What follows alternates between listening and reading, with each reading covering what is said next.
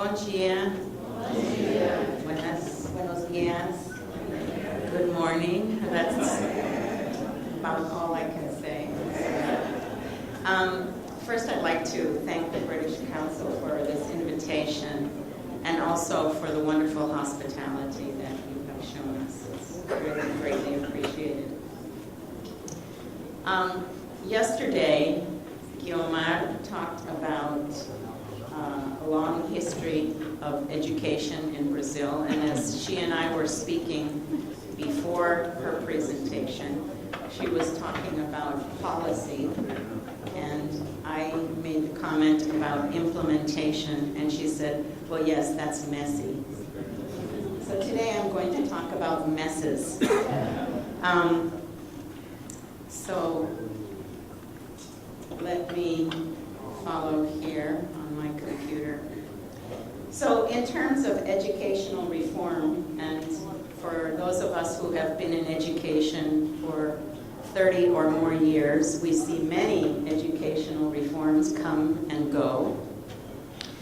But it seems always that educational reform is looking for solutions to complex problems that are not only educational, but much more social. And oftentimes, policymakers are unfamiliar with the educational reality. Policies are pushed down from the top, and they're supposed to affect classrooms, but the question is, do they? And how do they affect classrooms? And so I think we all have to remember how complex education is, educational issues are. There are many, many players. There are administrators who often don't understand the particular content that has to be taught. So in the case of English teaching, many administrators know nothing about second language learning. I see the heads shaking. I think that curriculum developers are often unfamiliar with the reality of the classrooms. They may know the field, but they don't know what happens in the classrooms.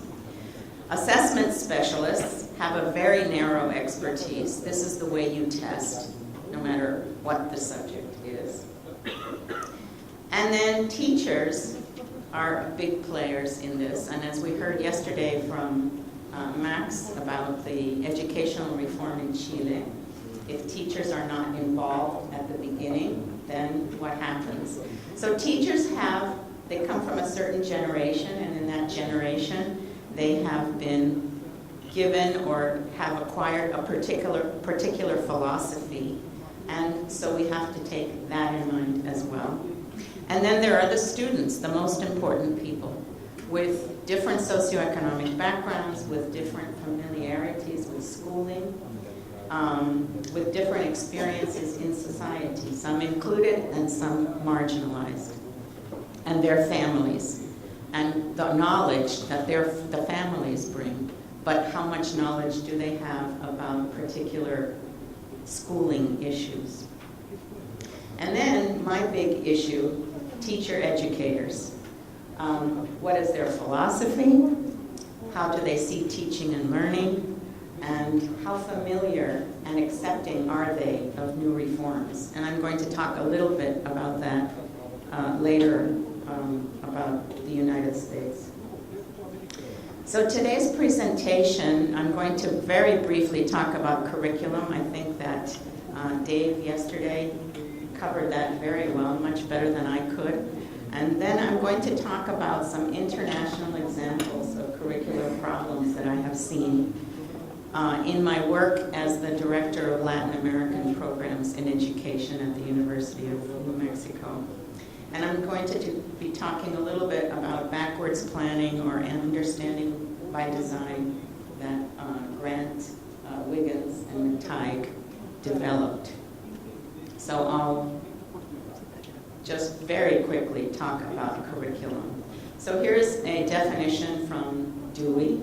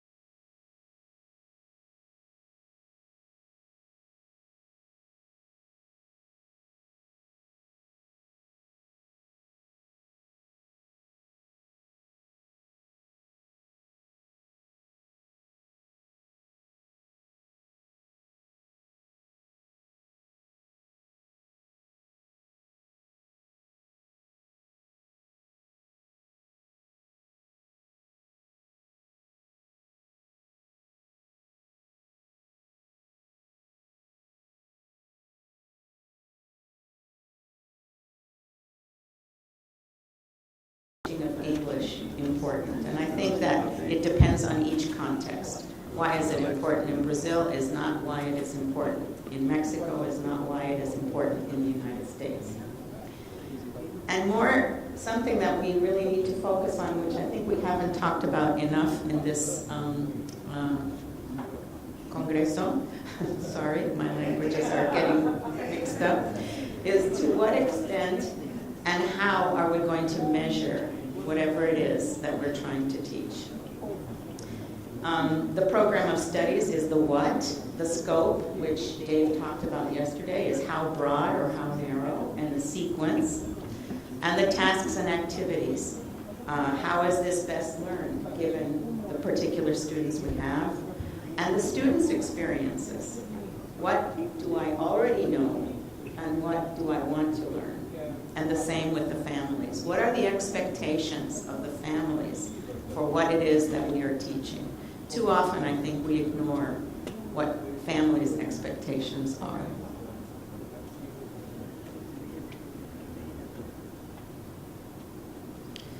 So I'm going to share some real-life experiences and some errors that I think are common that are made in the world of curriculum development and language teaching. Here are some commonalities amongst all of these examples that I'm going to give. All of them have followed a top-down approach. All of them have faced serious challenges. And all three have had unintended consequences for students, their families, and their teachers. So let me start with El Ecuador. Our university, my office, was approached to do an evaluation of the English program in a particular university in Ecuador.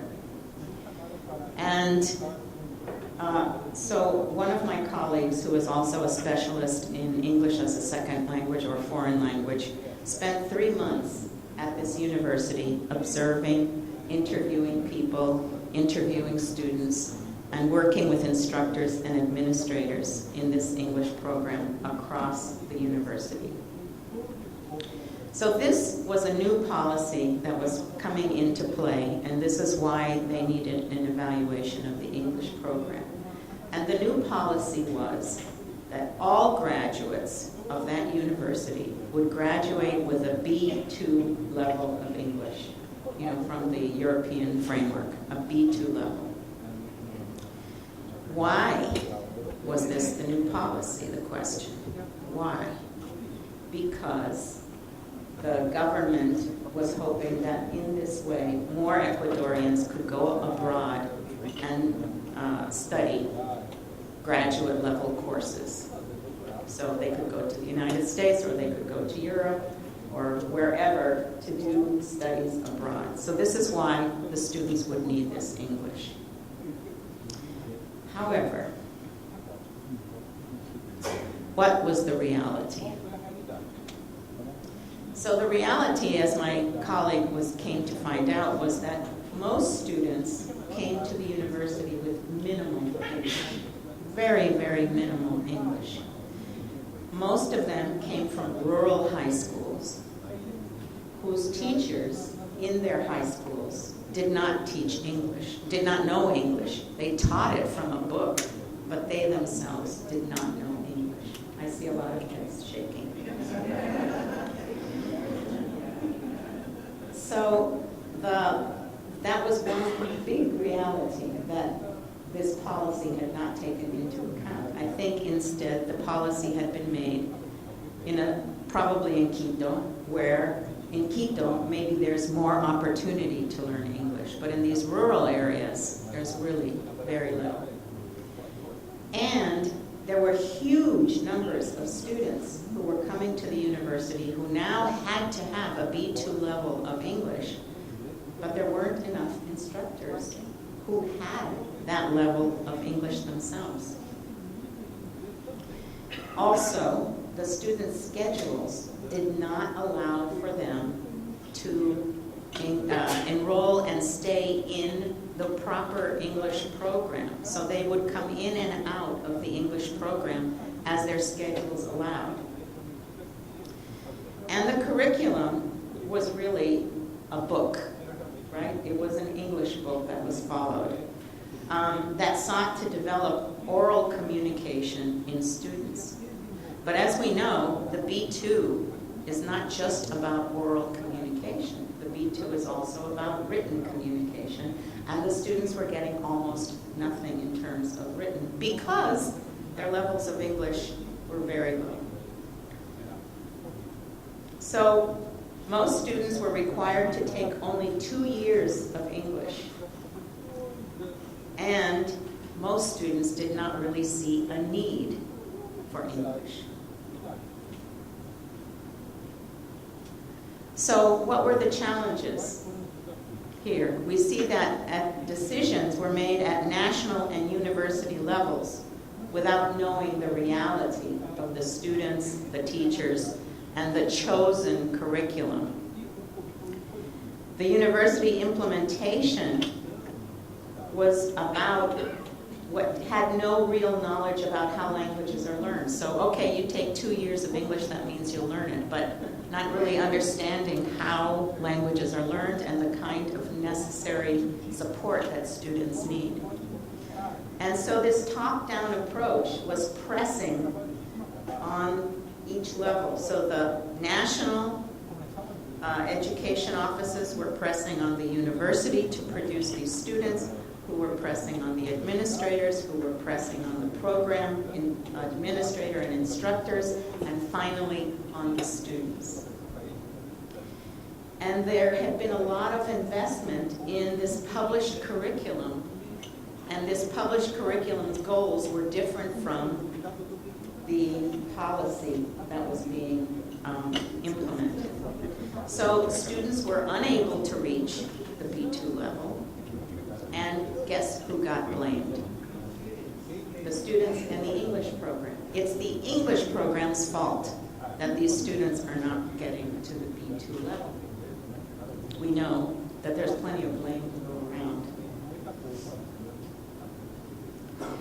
So now I'm going to give you an example from Mexico, my home country, where we worked with regional technical universities. These are new universities that have been developed across the country to try to help students who don't have super high levels of schooling to achieve some technical skill so that they can be employed in middle to low kinds of technical industry.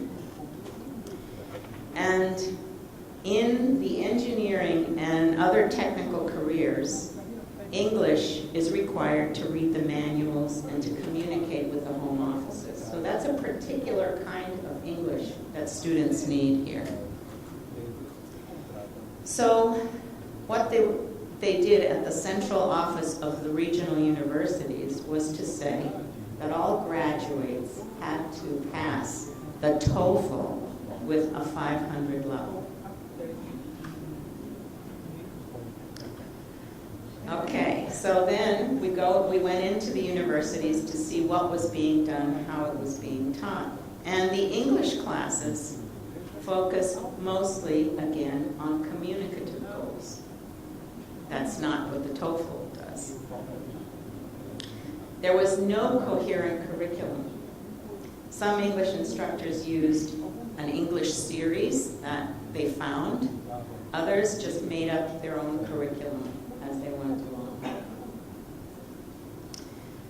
They had an English language lab, but that lab was based on a series of books that some of the instructors did not use. So the students were not familiar with that kind of what was being taught in the lab. And this is a big issue, which I just was talking about with Nina, and that is that all of the English instructors were part-time employees. So all of the part-time teachers would teach, el turno de la mañana, el turno de la tarde, el turno de la noche. They would go from one place to another in order to try to make ends meet. So there was no way that they could commit any time to developing a curriculum, to understanding what the goals were, to any of this, because they just had to make a living, right?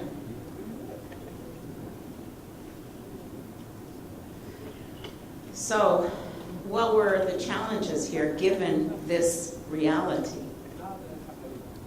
First, it was difficult to make any changes at the classroom level, excuse me, because the English instructor's employment status, they had no commitment. Why should I spend any time trying to develop a new curriculum, trying to teach in a different way, if what I have to do is get this done and move on to the next place where my employment is?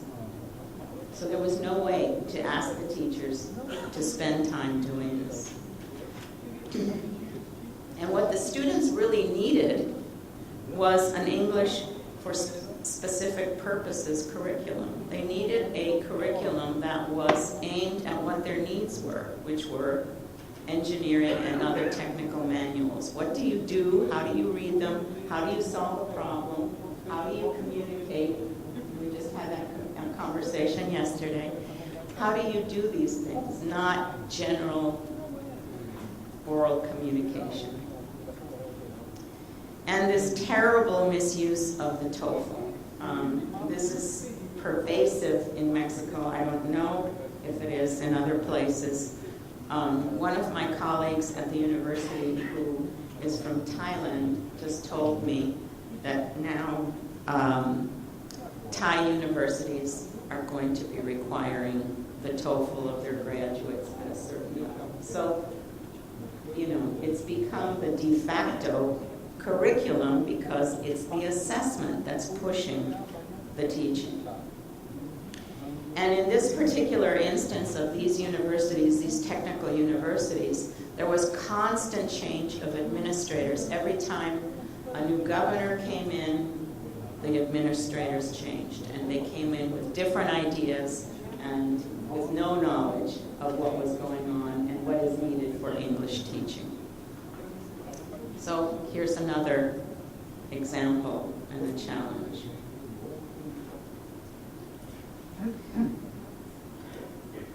And now I want to talk about the U.S. and a more complex situation, because now rather than talking about universities, I'm going to be talking about public schools, which are a whole other animal. So, as many of you might know, there was an educational reform movement that started with governors of states, state school officers. So each state in the United States has a secretary of education. So those school officers and other experts. And this reform was around the teaching of language arts, in other words, English, like you teach Portuguese here, and math. And this was the Common Core. This is what Guillaume was referring to yesterday, and some of you may have heard about it. And so this group came together with experts, and they decided what the standards should be for every student who would be graduating from high school, what they would have to be able to know and do for each grade level, and then what they would need for a life in work or future studies in the university. However, it was up to each state to decide whether they would adopt these standards or not. So we have, I believe, 39 states, 42 now. Okay, slowly. Okay. So, yeah, so we have 42 states out of 50 that have decided to adopt, and then we have these others that have not. And then within each state, it was up to each state to decide how the districts should implement these new standards. And then it was up to each district to decide how teachers would come to understand them and implement them. So you see these very different levels of difficulty of these standards. I'm a proponent of these standards. I think this is an important movement that we need in the United States, but what really upset me and many others is that once again, there was no consideration for the many, many children who do not speak English as their first language. So we have districts in the United States, school districts, where there are up to 45% of the students who are second language learners of English, with teachers who have no understanding of what that means. Okay? So this is a huge problem. You see the complexity of the problem. And most of the published materials, so we have this huge industry in the United States of publishers for curricular materials who make lots of money, believe me, from all these published materials.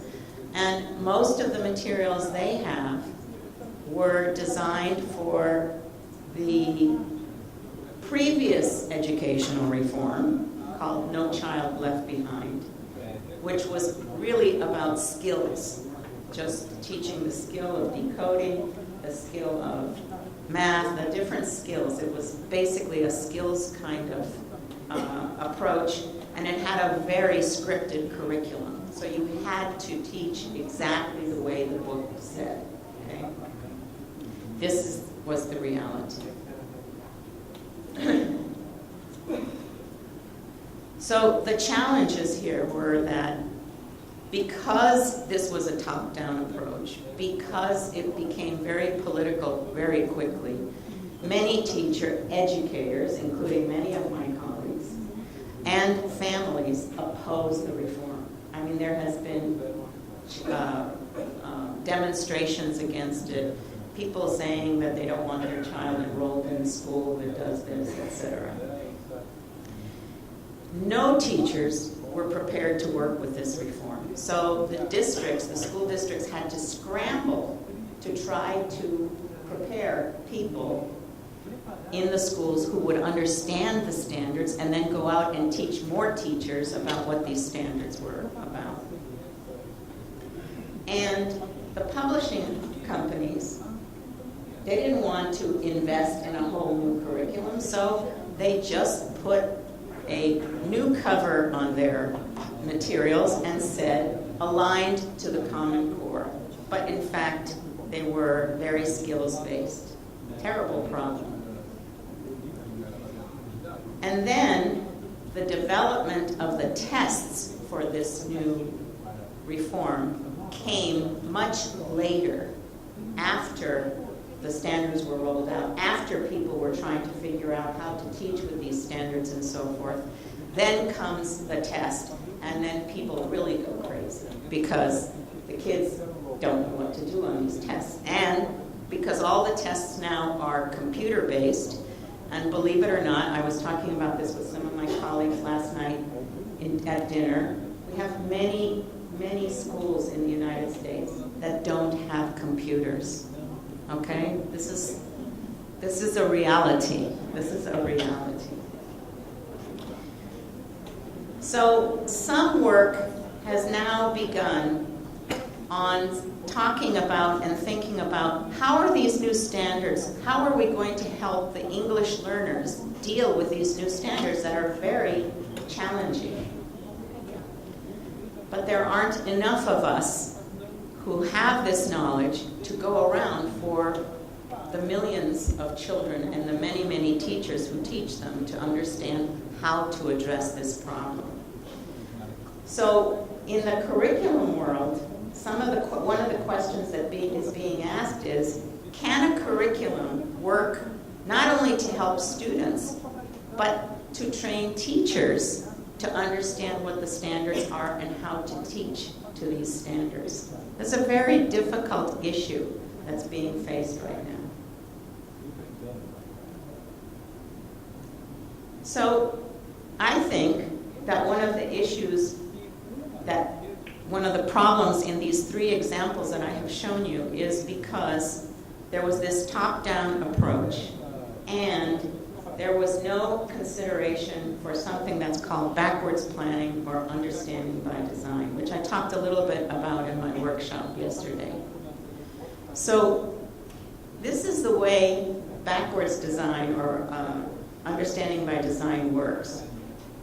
Rather than start with the question of what should be taught, one should start with the goal. This is something that Dave talked about yesterday. What is the goal? Why are you teaching this? And what is it that you want to achieve with this? And in the case of Ecuador, maybe it would have been to develop an intermediate level of English so students could study more academic levels of English in the future rather than the B2, right? Maybe that would have been a more honest and reasonable approach. For Mexico, it could have been to acquire English for engineering so that students could use the manuals and so forth. And for the US, they did start with a goal. They said, this is where we want students to be when they graduate from high school, right?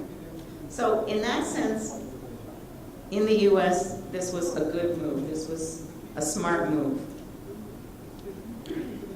And then the second step in backwards design is to study or develop standards.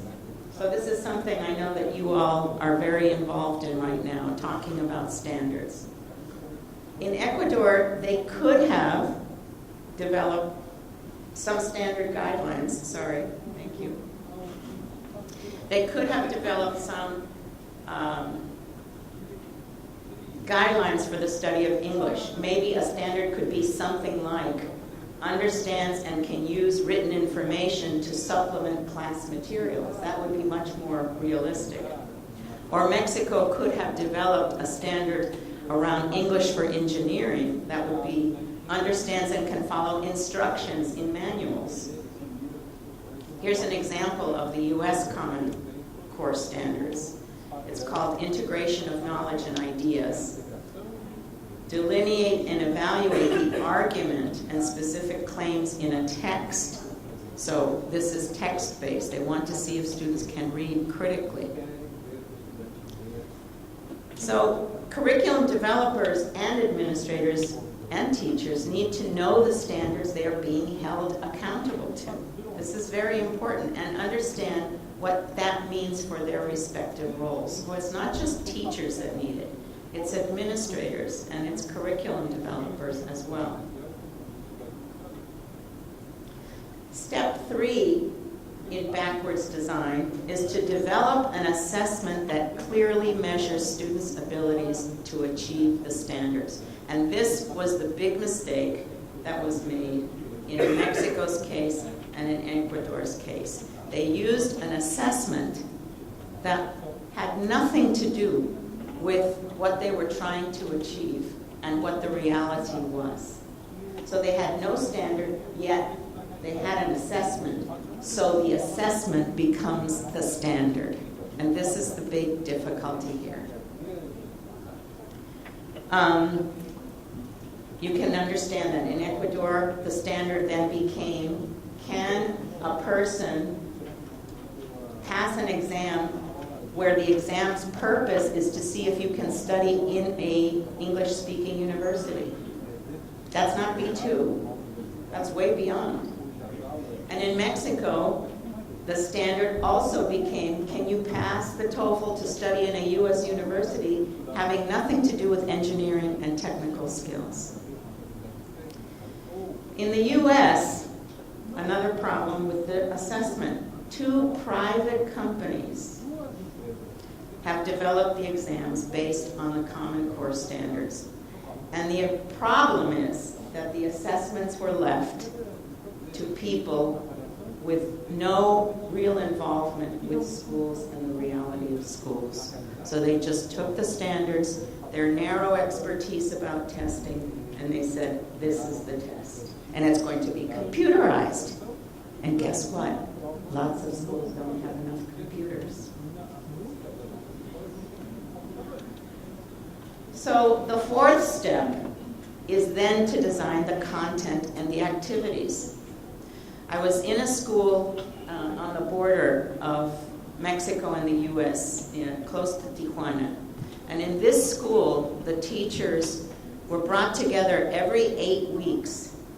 They would look at the standards, they would decide what the assessment was going to be at the end of 8 weeks, and then they planned the content and the activities. And this school is having tremendous success with children, 97% who are English learners and who come from low socioeconomic backgrounds. This is, in the United States, this is the recipe for disaster. But here is a school that's having success because the teachers know exactly, what the assessment is and what it is that they're being held accountable to. So this is often where the mistakes are made, because if you have a purchased, published series, if you have an English book that's already been written, then it's very difficult for you to do this kind of backwards planning. And the role of teachers in reform is so critical. This is something that Max talked about yesterday that I think cannot be highlighted enough. If teachers are not invested, you can forget whatever educational reform it is that's coming down the pike. So they must be brought in to and be given time to understand the standards and how this impacts their teaching. And for teachers to be brought in, administrators have to be present and understand what's going on so that they can support the teachers in this kind of work. And finally, of course, students and their parents need to understand the new expectations. I think in the United States, the fear around the Common Core is, my kid is not going to do well. And so, because they don't understand what's happening, they get scared and they resist.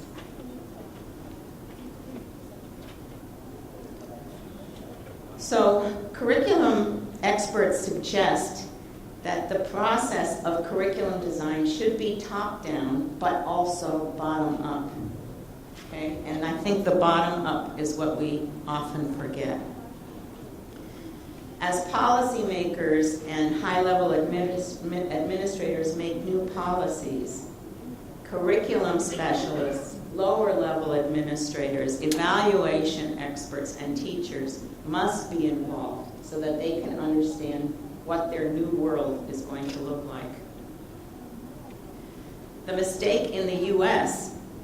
has been that there has been no consistent, well-planned, bottom-up process. It's catch as catch can. In New York, they do one thing. In California, they do another thing. In Texas, they do nothing because they haven't accepted this new standards. So it's all over the place. The other problem is that few, if any, publishing houses have been truly committed to this new reform and to develop the materials for this new reform. And as I said before, there's a very small movement now to address the needs of English learners, which Diane and I are involved in, but there aren't enough people to have that kind of impact. So, if I could suggest anything in Brazil, given these 3 examples and given all the messes that I've talked about, it would be learn from the mistakes that everybody else has been making. Study the new foreign language standards. I took a look at them with one of my Brazilian students so that I would make sure that I understood it all. And make sure that in studying these new standards, curriculum developers, evaluation experts, administrators, and teachers are involved so they understand and know or can give input about what will work and what won't. Set long-term goals, but also intermediate and short-term goals to get to wherever it is that you want to go. And develop and design the end-of-course assessments that reflect the standards before you develop the activities and the content, so that you know where you're going. With teachers, develop and design the end-of-study assessments. So maybe every, semester. I don't know what the terms are here. Excuse me. Thank you.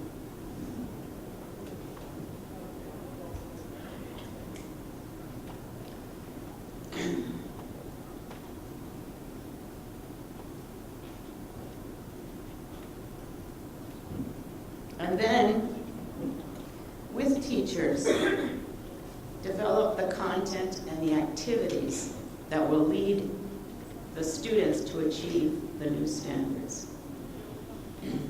And involve students and their parents, because they are really the ones, for educators, that we're working for. We're working for students and their parents. And oftentimes these are the last people that are considered, even when we know that this is the only way that schooling is going to be successful, if students and parents feel that they are involved in the process. So this concludes my presentation. I hope that this was helpful to see the messes, to see that you're not the only ones in the mess. We all are in the mess. So, obrigada.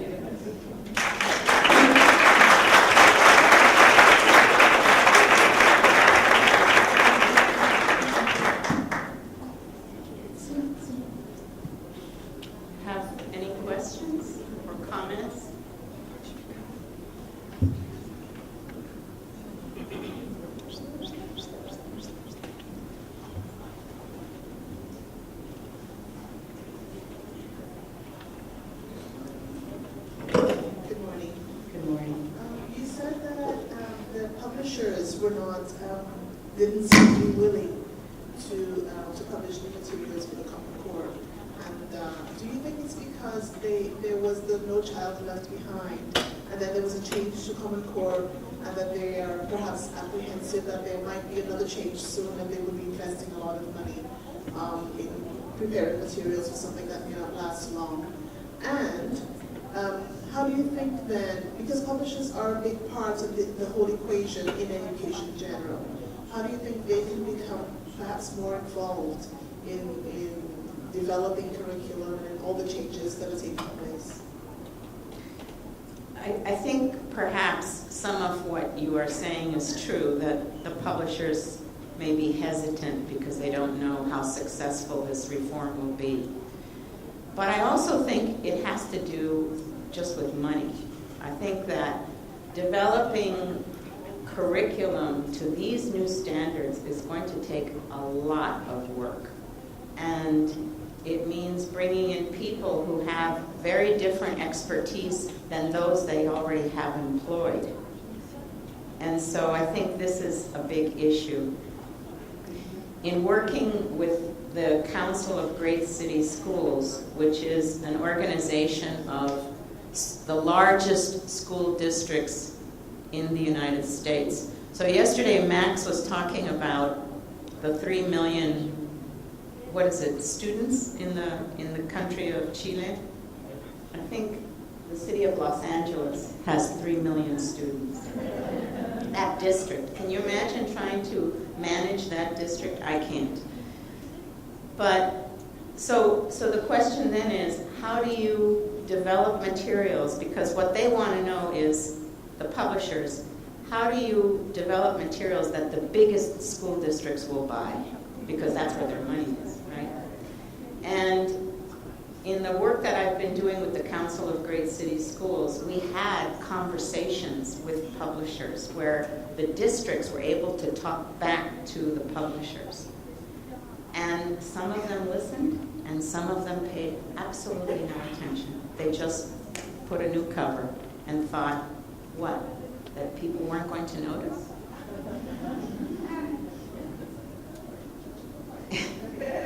So, I don't know if I've answered your question. Yes.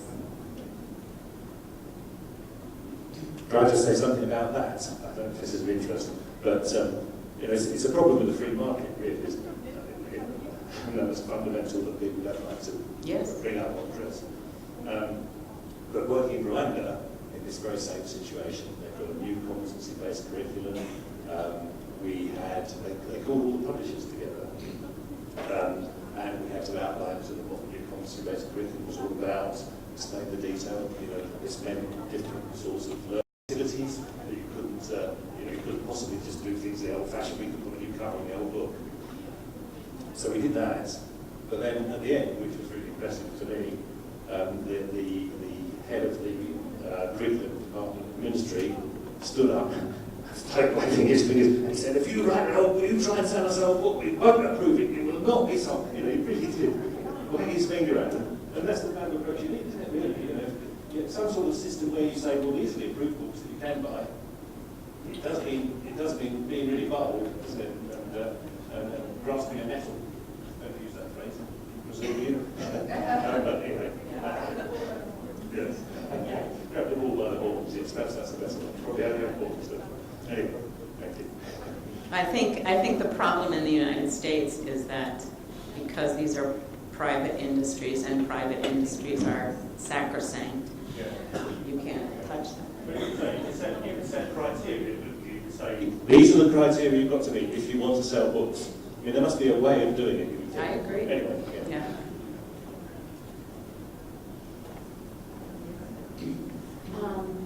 I'm maybe not that optimistic that we're going to have this kind of reaction from the Brazilian government, making the state tell the publishers what they should be doing. So I would like to ask you if you know of any experience of the bottom-up response to a curriculum when the teachers and people at the schools produced material and activities so they can share and sort of bypass this problem.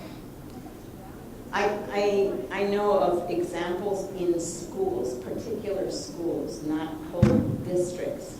And maybe part of that is my lack of knowledge of what's going on in the rest of the country. But this one school that I was telling you about that is on the border, they develop all their own materials. They buy nothing pre-packaged. And I would say also because of a lack of materials in the United States in Spanish, a lot of bilingual schools are also creating their own materials.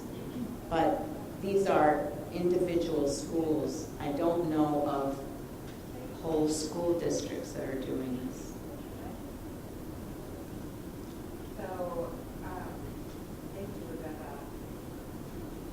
Yeah. Okay. For that great presentation, I was going to say that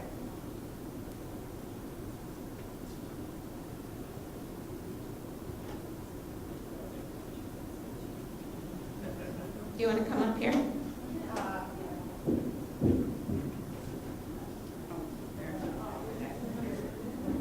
I'll take your microphone. One of the big issues is even when the publishers have created textbooks that are common core lines, they don't really fully consider the needs of second language learners. So with this new standards, the standards are much higher. Kids are supposed to read very complex text.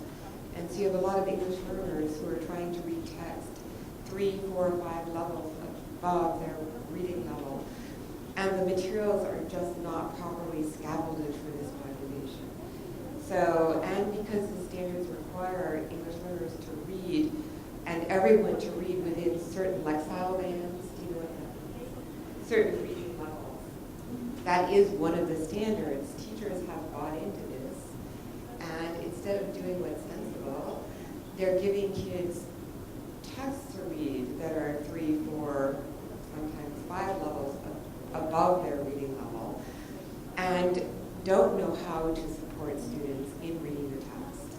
And with the standards, the main point of our new standards is to sort of read with understanding and to write to what you read, if you want to summarize it in about 2 sentences. So you can imagine what's happening to our new learners, because they're being asked to read texts that they can't understand. The standard curriculum, even if it happens to be good, has not been developed sufficiently to support English learners. Teachers haven't been trained to support them. And even good teachers, I think, would find it very challenging to expose kids to text that's so difficult. So again, that's a huge issue.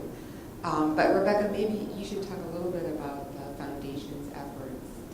Yeah, so there's an effort going on, and maybe this is to your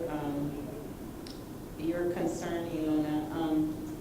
There's an effort going on with developing materials that are open source, so that they are put on a website and any teacher can download them and use them in their classrooms.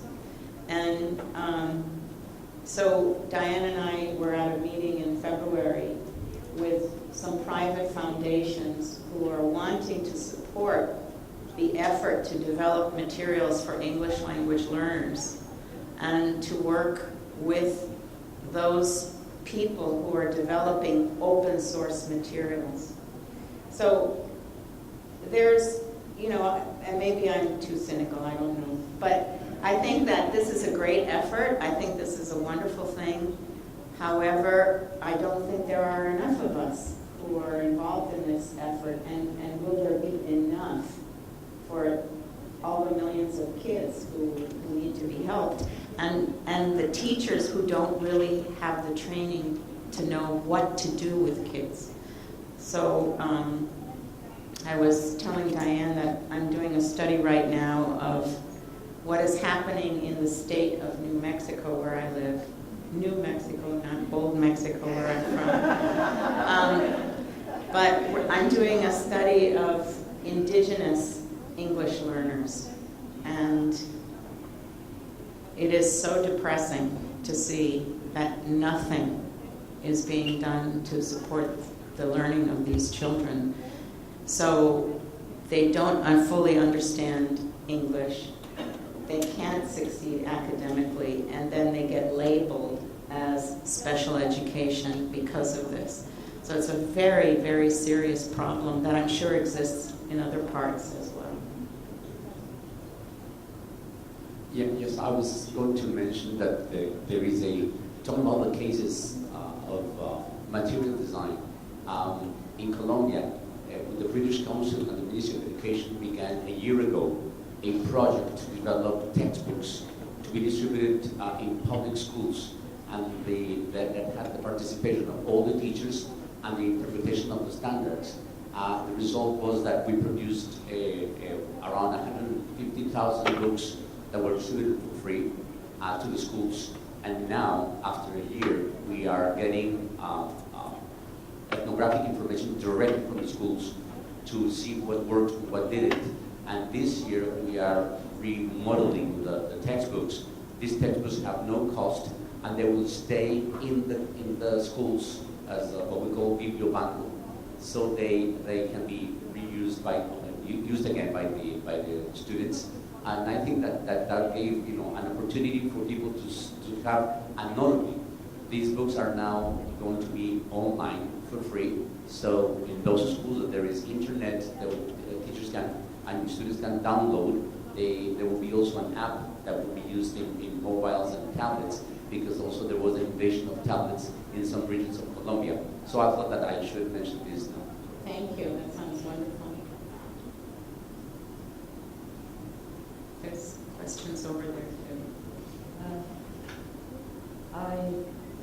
I'm very intrigued by the picture you have painted, because having read about the US before and talks to people, I didn't know there was a population whose native language is not English and who goes to regular school.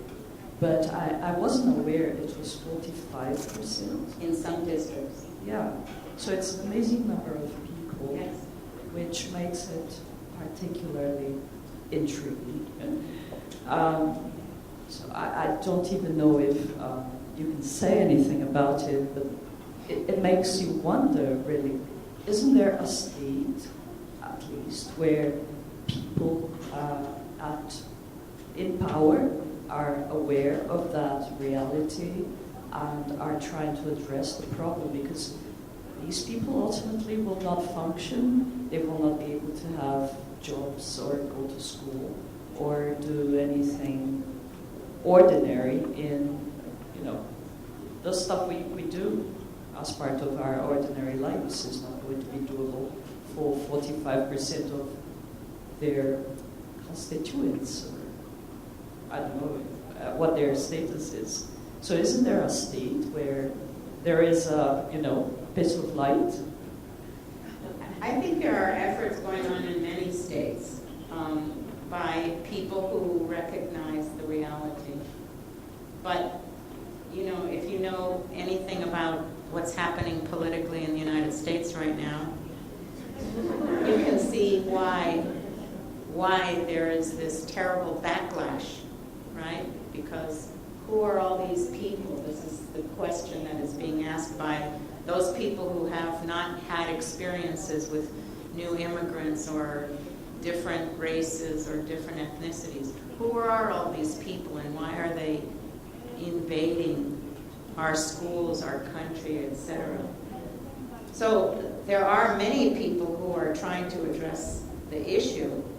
Some people know what to do for them in schools, and many people don't know what to do, but they wish they could do something. So it's an enormous problem. And I would say, yeah, there are certain districts that I think are very attuned to the issue, and there are other districts where I think the people who are working to try to solve these problems are basically working on their own. So it's a very difficult situation. I don't want to highlight a particular state, but I know that there are efforts going on. I think there were some questions over here. Here. Oh, good morning, sorry. Going back to the teacher's training problem, if you set a goal in an assessment criteria, and then you decide that teachers are going to work backwards on that, and teachers are not well prepared, they might just prepare for the test anyway. Yes. So how do you deal with that? So I know that Diane is going to be talking about teacher training this afternoon, but I would say that there are a lot of teachers who, in the previous reform, No Child Left Behind, taught to the test. That's all they did. And I think this points out, and you're pointing out, one of the biggest problems that we haven't looked at carefully, and that is teacher education. So in my university, in my own department, I'm one of the few who support the Common Core standards. So many of my colleagues are speaking against the Common Core standards. So what does that do for a teacher who goes out to the district? She says, oh, this is terrible, this is not a good thing, blah, blah, blah, blah, right? So how do you work with that? I think that kind of middle level of teacher education really needs to be looked at, and I'm glad that you raised the issue. Let me get some people over here. Professor, I'd like to know your opinion about the SIOP model, the Shadow Instruction Observation Protocol, that is intended to help ELL in the United States, and some textbooks that are being produced or have been produced based on this module And I would say some of them are now reaching Brazil. I know some private schools here that are using, for example, Keystone or Cornerstone program from Pearson, one of those private companies that are also doing the assessment. So do you believe it's a good module to help students who are struggling with the language? I think that there are some aspects to the SIOP model that are helpful. I think that for the new standards, the Common Core standards, they are not sufficient. And so I worry about people, districts who are only using this as a way for helping English learners to achieve the standard. I don't think that that alone will work. And I don't, the question here in Brazil would be, why use that? What is the goal in terms of English? I don't know. So you would have to look at that to see whether SIOP is an appropriate approach or not. I think there was another question there. I'd like to ask about the cases you showed in Ecuador and Mexico. What would be your recommendation in terms of preparing the teachers? Because in both cases, I think the teachers, especially in Ecuador, they didn't have the level to prepare the students for the level they were expected. So what would be your recommendation in terms of preparing those teachers inside the curriculum? How would that be integrated? Because we've been talking about curriculum all over the conference, the forum, and emphasizing how important it is to prepare the teachers. So what would be the steps or?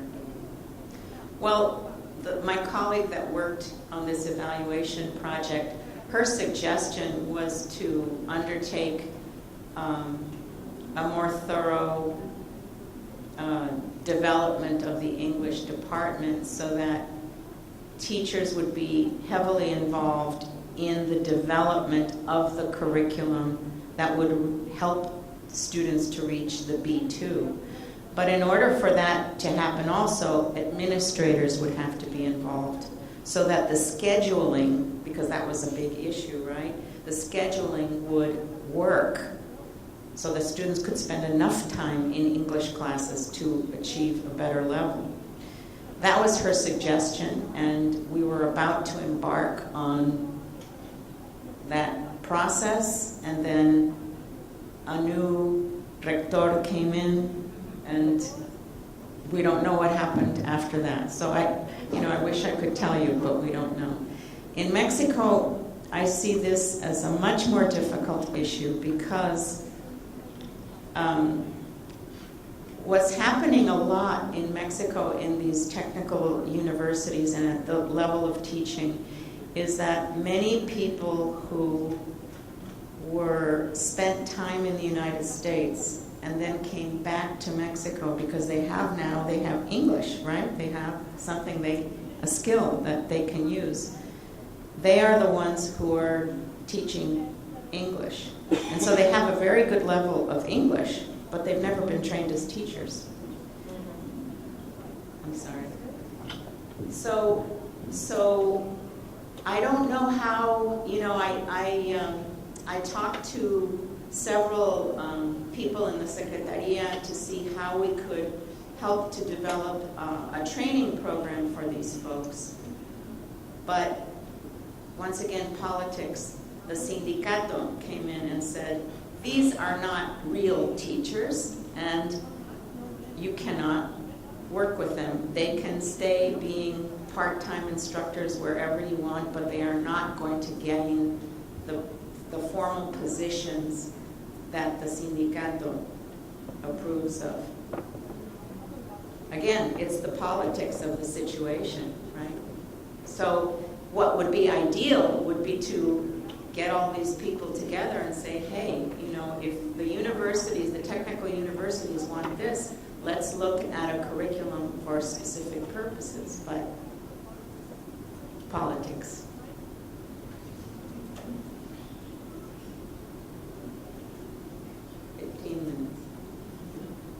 I was just going to say something about the assessments in the U.S., that because of the change in the standards, it's much harder for teachers to teach to a test, would you say?